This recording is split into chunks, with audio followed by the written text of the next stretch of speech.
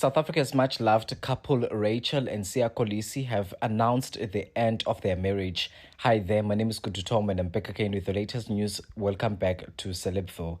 Now, Usia and Rachel released a joint statement on social media today announcing that they are headed for divorce. In the statement, they said, "We wanted to share some information news with you.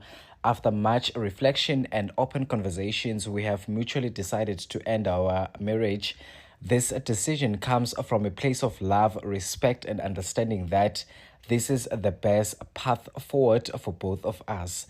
While our relationship as a couple is changing, we remain great friends and committed partners in raising our children with the same love and care they have always known. We'll continue working together on the foundation that means so much to us.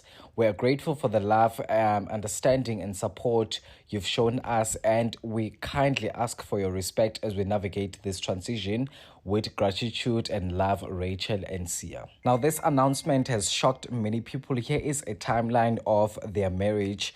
The two met in 2012 at a dinner party in Stellenbosch. Their friendship developed into a romantic relationship, and they had their first child, which is a son named Kolisi in 2015.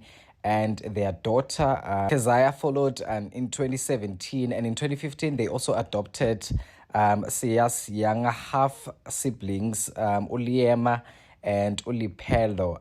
They further expanded their family. And due to Sia's busy schedule, Rachel decided to leave her job as an event manager and marketing executive to dedicate herself to being a full-time mother to their 4 children.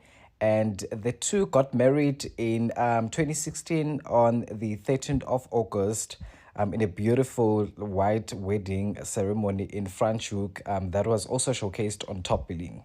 Let me know in the comment section about what you think about this.